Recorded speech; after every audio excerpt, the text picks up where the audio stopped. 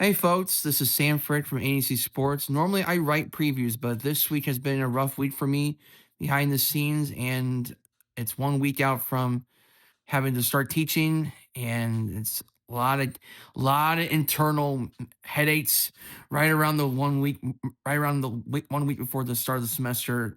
I hate that, but whatever. So unfortunately got some last minute preparation I need to take care of before I get things rolling with my day job in the semester at the college level. So because of all that stacked up and the stress that's kind of took place over the past week or so, I decided I'm just going to go ahead and just speak the keys of the game for all three games. I just do not have time to write all three. So here's how I'm going to do it. So I will display the keys of the game on the screen for each game. I will mention a player to watch, and then that's how we'll go about it.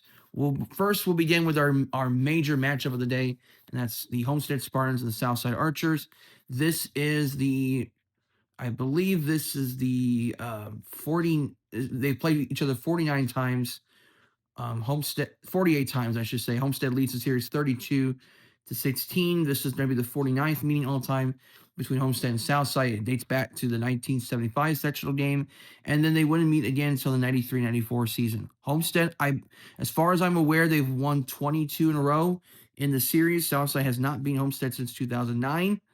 And so this is a huge game in the SAC. Both teams are tied for first place in the SAC, and the winner of this game would take full control of the SAC race, or at least have a clear direction of controlling the SAC, if you would. Again, Homestead has kind of owned this conference in some shape or form since Homestead joined the conference in 2015, although Wayne has won this conference each of the last 3 years. Although with Wayne losing to Snyder earlier this year, it certainly puts a dent on Wayne's chances in the SAC race. And so all eyes are on this Homestead Southside matchup. Southside off to the best start since 1967. They last played in the Delta tournament, where Javon Irby's three defeated Delta by 3 points, and the Archers winning the tournament altogether. Homestead, they are 7-2 on the season. Solid group of their own, led by Matt Welker and Ryder Eimel for the and Jake Kuhlman for Homestead. For the Spartans, they are coming off. I'm trying to remember, and I think it was at their own holiday tournaments over the break, and they went 2-1, I believe, at their Homestead Holiday Invitational. Their only loss came against Plainfield, if I recall, in that tournament. But that is all we know so far for Homestead as of late. These two square off for a big SAC tilt. This is also a potential sectional meeting, as these two are in Class 4A. They're in the same sectional, and I think it's 4A sectional 6, if I remember right. So keys to the game are going to look like this. I'm going to keep it straightforward with this. Keys to the game. Number one, I think when you're looking at it from the perspective of Southside, it's about a game of runs, and because both teams are going to trade baskets. We expect both teams to get some points. We expect this to be an exciting game. It's going to go back and forth. Both teams are going to be able to exchange baskets and whatnot. But for Southside's perspective, can the Archers be able to stay cool and collective in those games of runs? Homestead is going to make shots. It's going to be a back and forth tilt, but for both teams, especially with Southside, can they stay composed and be able to make baskets in a game of runs? Which team can handle that best and handle through adversity? I think is going to be crucial in this contest. Number two, when we look at both teams with depth, right, we're looking at two teams that are going to need to be able to spread the offense and get some scoring across the floor. Southside does it as well as anybody in this conference. They got 4 or 5 kids that can score consistently or make plays to facilitate shots, facilitate 4 baskets, whether it's Terrence Jordan, Javon Irby, or it's JT Timberlake Johnson, or if it's Josh Sandoval. They have a bunch of guys that can clearly make plays and be able to find that balanced offense.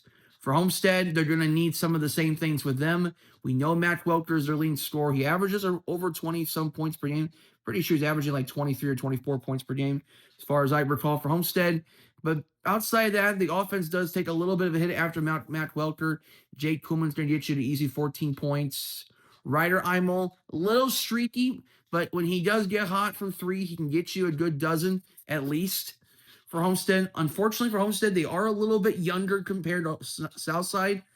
So the thing with Homestead is they're going to need some of those younger guys to elevate their game tonight if they want to give Southside their first loss of the season. So they're going to need some balanced scoring for both teams. And then I think the other thing too is going to be your on-ball defense. You know, got to get that transition scoring going. You know, turn defense to offense is going to be crucial in a game where I think both teams are going to be back and forth in this contest. You're going to have two teams that are going to be able to make shots. There's not a lot of areas where Southside and Homestead are completely different. The only thing I would say is a little bit different, maybe, is perhaps Homestead is a little more consistent from three, and Southside has a more well-rounded offense. But I think the key thing is going to be which team's going to be able to get stops in key moments and be able to turn those defensive stops into transition scoring. So I think transition scoring could be an X factor in this game. Players to watch, I think for Homestead, I think this is pretty simple.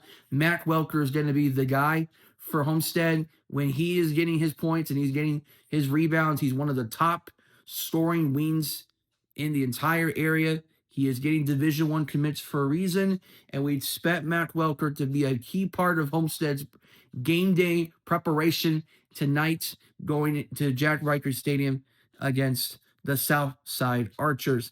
For Southside, I think it's pretty clear to me is that you're going to need your backcourt to play well, and it's going to come down to your studs and Terrence Jordan and Javon Irby. And Irby in particular has really started to heat up recently. He had a really nice tournament down in Delta. To me, that is Javon Irby. To me, I think is the one player that I think really can put Southside over the top. We know Terrence Jordan is one of the best all-around playmakers in the SAC, but when Javon Irby's playing well and he's playing at his highest, you know, this team is really dangerous. And we know this team is not afraid of the moment. They're going to be a team that's fearless. They're going to embrace the moment. I don't think the games at this point have been too big for Southside. And so you just need guys that can make shots and make plays in key moments. Irby's the one guy that can come up with big plays tonight for Southside. So I look for him to have a nice game against Homestead. Shifting over to the girls' side, let's go ahead and begin with Eastside taking on Fairfield. They have a triple header. They'll have a JV contest around 5, and then girls will tip off at 6. Boys will follow thereafter. We will not talk about the boys' game. We're only talking about the girls' game in this case.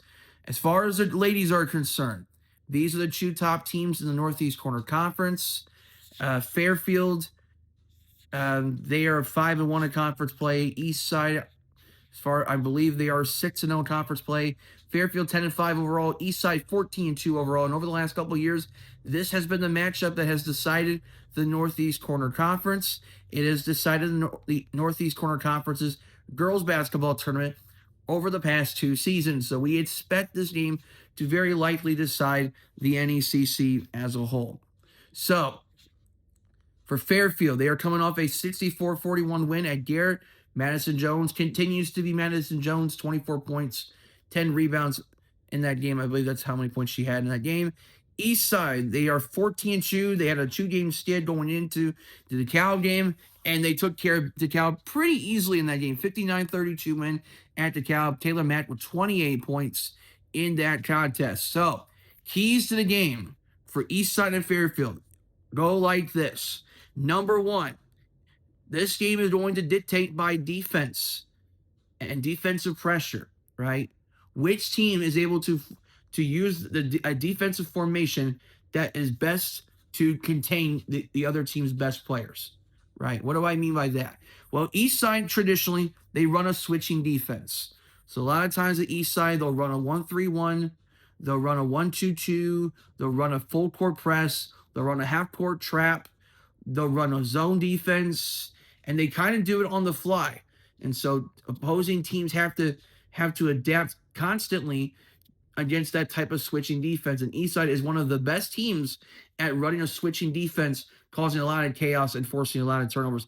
I said this over and over again over the past couple years, and I feel like I'm a broken record saying this, but Eastside clearly lives by taking advantage of other teams' mistakes.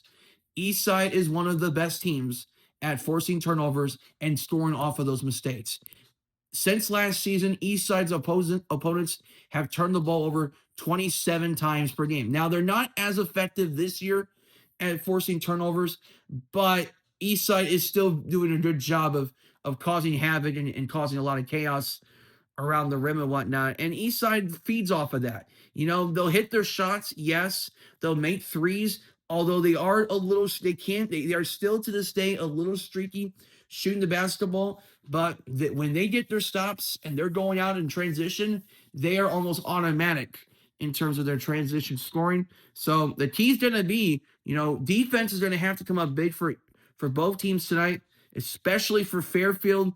You definitely don't want Eastside to get hot from three. So Fairfield's going to have to make sure that if they run, whether it's a zone defense or they run some type of trap defense at Fairfield, they are going to have to make sure that Eastside shooters do not get hot. And I'm talking about not just with Taylor Mack, but also with Lucy Kitchen, as well as some of the other kids like the Muffler kids and then Allie Eldon around the rim can be an efficient interior scorer as well. So defense is going to be key here tonight. Again, much like the Southside Homestead boys game, I also expect this to be a game of runs. Last season literally was the game of runs. Fairfield led early in the game. I think they led by 2 scores. Eastside came back and they jumped up to a big lead in the second quarter and onto the third quarter. Eastside would then go on to win that game by a relatively manageable score. I don't remember the exact score of that game last year in the regular season, that is. I think that was it was about a 2 or 3 score game. Eastside won 44-35 last year. They won the conference tournament against Fairfield at Westview, if I recall, 45-30. Fairfield led early on, but then they got ice cold in the second half. And then it was Paige Tratzler and Matt. They just got hot in the second half, and Fairfield just could not buy a bucket. So, again, game of runs once again. Which team can make shots, which team can use that defense to spark runs, and especially in this case against Eastside, Fairfield cannot go ice cold against this Eastside team. And then lastly, the other key here is going to be rebounding, right? Rebounding is going to be key in this game. Eastside is a pretty solid rebounding team, although they are not quite to the level they were a year ago. And with Fairfield having Madison Jones there, and you got Paige Park around the rim, she's a pretty solid rebounder. Macy Worthman's a good rebounder as well, right? So you got that nice trio there with Fairfield. Eastside's going to, both teams are going to have to box out well and going to have to win the battle on the glass and then try to get some offensive rebounds for second chance opportunities. Obviously, the other team wants to limit those second chance opportunities while the offensive team tries to take advantage of that, especially for Fairfield. In a game where Fairfield knows that offense is going to be coming at a premium in this game, you just cannot allow the Eastside Blazers to get extra chances at the nets. And so Fairfield's going to have to defend the glass well and got to be able to establish their game and trying to take advantage of maybe potential weaknesses that Fairfield could potentially exploit in this game. So the thing with Fairfield is going to be defense is going to be key for the Falcons tonight. And obviously for Eastside too, but it's certainly in the case for Fairfield, knowing that scoring is going to be hard to come by in this game. You cannot allow defensive breakdowns to lead to easy Eastside buckets. Players to watch for Eastside, I would say it's going to be Lucy Kitchen for Eastside. She's, before the DeKalb game, she was a bit cold going into that DeKalb game. They had a rough game at Belmont. And if you recall, they only scored 1 point in the first quarter. I think they were down like I don't know, it was like 11 or 12-1 after one quarter. They only scored 28 points at Belmont, a 14-point loss. And so, Eastside's going to need other players to step up. And I think Lucy Kitchen's very capable of knocking down shots and take some pressure off of Taylor Mack, who I expect to to be contested a lot, and I expect Fairfield to try to get her into foul trouble. For the Falcons, we talked a lot about Madison Jones. She's their stud for the Falcons, but somebody else is going to have to step up in this game. Ava Herbert's another name to watch. She's been playing well of late since that slow start to the season. She's averaging around 13 or 14 a game for the Falcons. Another one I think we need to mention. Again, I've stated her name already, but Macy Worthman is a big part of Fairfield's energy and her defense, and she can knock down some shots every now and then. In a game where it could get physical and scoring at a premium, your depth's going to be key in this game. So maybe Macy Worthman, potentially a name to watch for some good defense and some potential clutch scoring this game if it comes down to a one or two possession game. But no less, this is a big conference game for Fairfield and Eastside, a potential preview for what's to come in the NEC. Lastly, we take a look at Penn and Elkhart, big matchup to the side of the NIC. They also have a doubleheader. Girls will tip off at 6, boys to follow at around 7:30. So you take a look at Elkhart and Penn. Elkhart has been a high school since 2020 with a consolidation of Memorial and Central in the history of girls basketball in that location of Elkhart County, whether it's the Lions or its two predecessor schools. They have struggled to win in the NIC, and they have never been able to win an NIC championship. I know Elkhart Memorial did win some conference championships, but that was in the NOC, and that was much later. In terms of the NIC realm of things, they have never won an NIC championship. They are 1-6 all time against Penn since Elkhart opened its doors in 2020, and they last played them last year where they lost by 10 points, 45-35. Now, keep in mind, they did not have a healthy Shania Stout last year. So this year, they definitely have a chance to make this a ball game with the Penn Kingsmen. And you look at this Penn squad, it's Penn like you would expect them to be every year in basketball. 15-3. They've kind of been the Homestead of that area over the past several years. Yes, South Bend Washington had dominated the NIC up until this season. Really, they were destroying the conference the last couple of years. But Penn, we kind of expect them to kind of get back into that conversation. And led by Jillian Sanderson, her 14.1 points, 3.3 assists, 2.9 steals. The freshman guard has been a catalyst for Penn's successful season so far. And we expect this to be a gritty game tonight between the Penn Kingsmen and the Elkhart Lions. So, keys to the game for the Elkhart Lions. The number one key thing with Elkhart's defense against Penn is you're going to have to be able to defend the perimeter. You're going to have to be able to block outs, and you got to get in front of the shooter, right? And you got to make sure that you're contesting shots. This Penn team shoots the ball at 34% clip from 3. They got a couple kids that shoot over 30%, one of which is Sanderson at 35% on 31-89 three-point shooting. Another girl that shoots at 39% from 3 is Alexis Werner. She's a sophomore. She's shooting at a 39% clip. So for Elkhart, you got to defend the 3 if you're going to have a chance to win this game. Those two players I just mentioned are their best three-point shooters by far. This is a Penn team that typically they don't try to make any weaknesses to put themselves in any more of a difficult position than they have to. Penn does not turn the ball over. They only turn the ball over 10.3 turnovers per game. I'll mention that in just a moment. Another thing to mention is our second key is going to have to be defending the glass. Penn averages 10.9 offensive rebounds per game, and that's something they're going to want to take advantage of in this ball game against the Elkhart Lions. The only thing about it is Elkhart does have potentially an athletic advantage around the post. Elkhart averages 27.2 rebounds per game, but only 9.6 on offensive rebounds. So you got obviously the 1,000 point scorer Shania Stout, right? She's been kind of leading the way on the glass, but you got Isis Robbins, just a sophomore at 5.9, solid forward there on this team. So, but it's going to take a collective team effort on the glass against a solid Penn team with some good guards and some decent players, no less. I don't know they're quite as good in the post as they are in the backcourts, but Penn is a really well-rounded team. They don't make a lot of mistakes. And so you look at this Penn team with Robbins and Stout kind of leading the way and combining for 27.5 points per game. Those two are huge for Elkhart, but you may need to get somebody else to step up in this game, whether if it's Alina Bonner or if it's the Harris girl.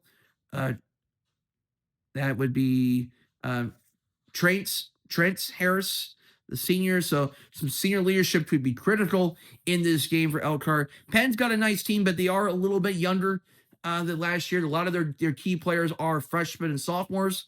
So Elkhart is more of the senior heavy team this year. You're going to need that senior leadership to be key in this game. Last key of the game, Elkhart has got to take care of the basketball. If there's one thing that could be a big concern in this ball game, it is 100% the turnovers. They have been prone to mistakes this year.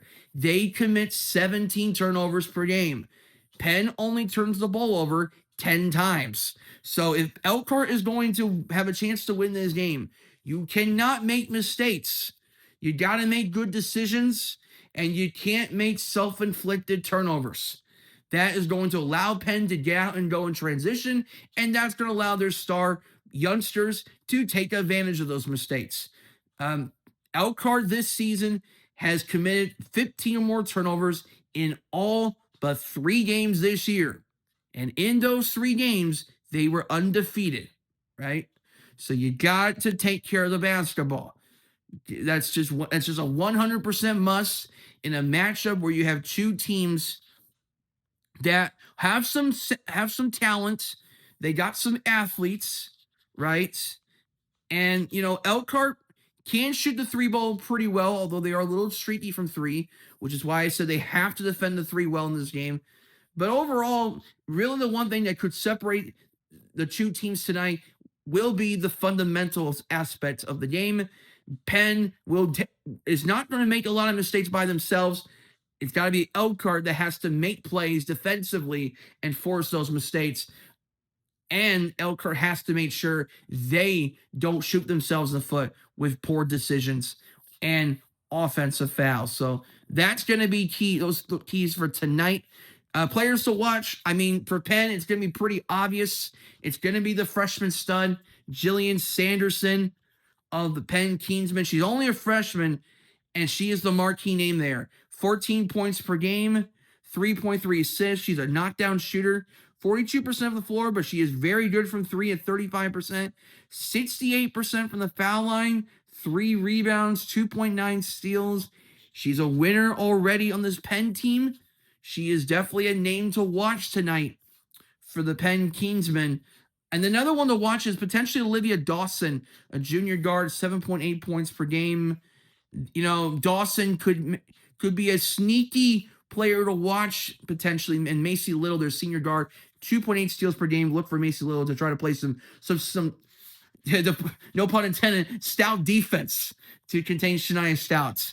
And that's my player to watch for Elkhart is Shania Stout. When she is contributing and she's taking over games for Elkhart, I mean, it's a clear night and day difference with this Elkhart team here in 2025-26. Shania Stout has scored double figures in all but 1 game this year, okay? And that's the thing. Like, Elkhart has been successful because they have these. You got Robbins and Stout doing what they do best, but Stout really is the captain of this Elkhart team in a lot of ways. And look for her to bring that sense of energy and bring that sense of emotion to this game. Look for Stout to be physical and to be in attack mode all game long. If they can get Stout, be able to get some timely baskets, get some good contributions around the rim, dominate the glass if you would, and also limit the turnovers, that's going to be key for Elkhart in this game. The other thing is going to be, staying out of foul trouble. And so far, she's been staying out of foul trouble. She's only fouled out once this year, and she's only really been in foul trouble really twice all season long. I do think that is going to change a little bit tonight because Penn is going to amp up their defensive intensity and they're going to try to make things difficult for Stout.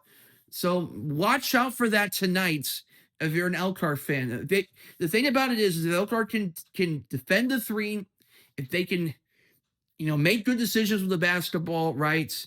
And they're playing fundamentally sound basketball. I think that's going to give Elkhart an advantage in this game. Overall, when you look at these three games, I think all three games have a lot of anticipation for each of their own respective games. They're all big conference games, critical conference games that may decide the fate of their conferences. There's some rivalry aspects to all three games, especially with Southside Homestead. It's a big one in Fort Wayne. And so you look at those three games, there's a chance for some cinematic experience and a thrilling ending for all three games. And the winner of that game could go a long way in deciding a conference championship. There's going to be some star power in all three games. There's going to be a sense of motivation. It's going to be hard for each of these teams to not get excited for this game for their respective games tonight. If I have to give maybe some predictions, I think Southside to me, if the Archers can defend Matt Welker well, I think Southside has the edge in terms of the all-around athletes and just the well-rounded team play that they bring on both ends of the court. They're not just a really good offensive team. They are very good at what they do on the defensive side as well. So they play consistently all across the board. If they can contain Matt Welker, I like Southside's chances. It's going to be a close game. I'm looking at it's probably going to be around the high 50s, low 60s at the very least. I expect this to be an entertaining game. Fairfield and Eastside, a lot of it is going to hinge on can Fairfield play fundamentally sound basketball and can they make shots? That's the big thing with Fairfield. Can they make shots? If they can do that, it's a ball game. But if they struggle to make shots and they're turning the ball over and Eastside's having their way on shooting the three ball and be able to score off a transition, it's going to be a long game for Fairfield. I still like Eastside, even though they have looked human a couple times this year. I think Eastside still has the defensive presence that we have come to know with Mike Lordy's teams. And if Taylor Mack has one of her typical games, and Lucy Kitchen gets back to being what Lucy Kitchen has been throughout her career so far, I think it smells trouble for the Fairfield Falcons. As far as Penn and Elkhart is concerned, I think Elkhart will have a better chance in this game solely because of Shania Stout. However, I am concerned about Penn's perimeter game. I am very concerned about Elkhart's ability to take care of the basketball. And if those two things don't go well for Elkhart's, it's probably going to be a tough game to win. So, I mean, I expect somewhere in the middle in this game. It's probably going to be somewhere similar to what you've seen last year. Unless Elkhart's defense excels, I have a hard time thinking they're going to beat Penn just because of the backcourt being, I would say, probably just a little bit better. And to be honest with you, just because they are just a more well-rounded team on both ends of the floor, and the shooting of Penn is a concern when you have some young kids there. The only thing that Penn may have a disadvantage is they are a younger team, so maybe Elkhart can take advantage of that a little bit. Maybe the game is a little too big for some of those kids, but until those two teams meet, you just don't know, right? So I think if Elkhart can play stout defense and Penn doesn't shoot the ball as well, maybe it's a ball game. But the lower the score is, I think the better it will favor the Elkhart Lions. If it's a shootout, it's Penn's game all the way. All right, that's all I have. Thank you. Enjoy the games tonight.